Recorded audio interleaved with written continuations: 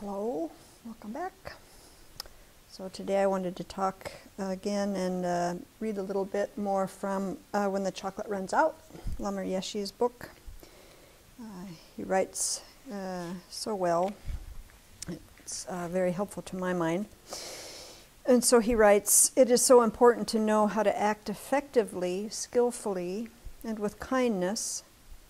Method is the key to any religion, the most important thing to learn. In Buddhism, the principal method for discovering right action is meditation." And then he goes on, "We cannot hope to attain our goal of universal and complete happiness by systematically making ourselves more and more miserable through aesthetic practice and self-hatred. This is contrary to the way things actually work. It is only by, speaking the obvious, huh? It is only by cultivating small experiences of calm and satisfaction now that we will be able to achieve our ultimate goal of peace and tranquility in the future. What we need is a skillful method for connecting with and then using this resource to bring perfect happiness not only to ourselves but to all others as well. In order to do this, we must learn to break the habit of relating to our experiences in life with a miserable mind, through the miserable projections to which we are accustomed."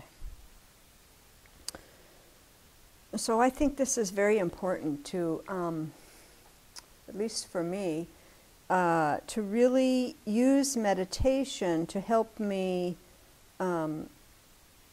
get very clear about when my mind is making me miserable and what that misery comes from. Because if I don't know what's creating these mind states, I sure the heck I'm not going to be able to move them, to change them. And it's only through meditation that we can discern that. But that whole process takes time, because the first thing when you start meditating, at least for me, it was just trying to calm down the crazy mind. To begin to look at what the mind is doing. And that takes a while. At least it took a while for me. It still takes a while, because every day it's different. And so then after there's a little calmness, then to start looking at the habits in my mind that bubble up, that then make me so miserable all the time. And to then apply the methods that the Buddha taught to start turning those states. And so that whole process is quite complicated. It's not a simple fix, simple thing. It takes repetitive practice over and over again. And then the next thing that comes up is when he talks about this miserable mind, how we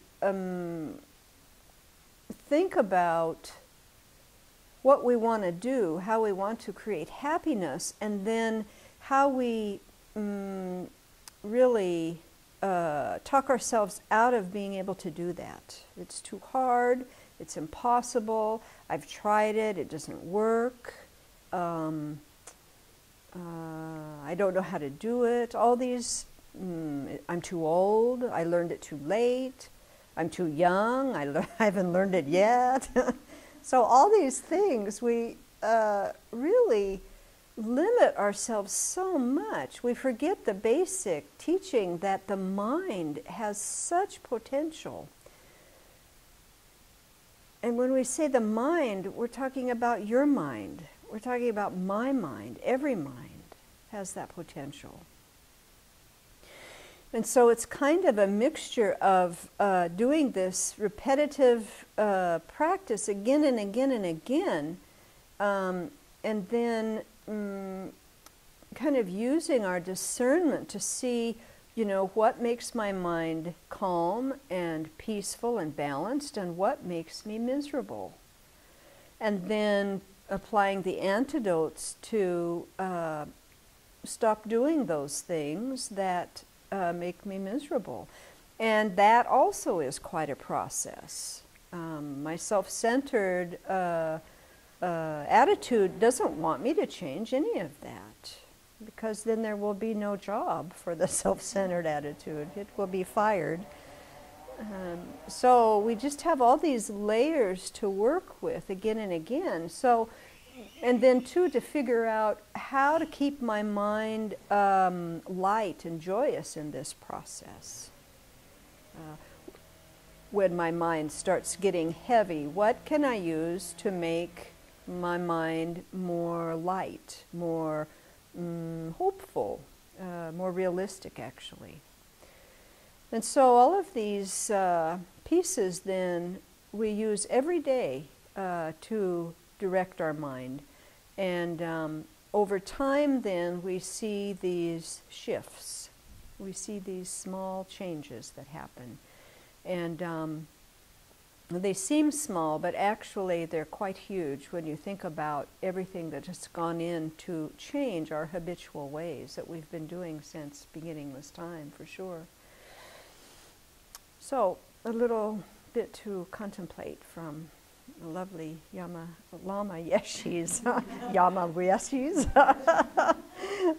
from his book and from his really wonderful mind that he shared with so many people.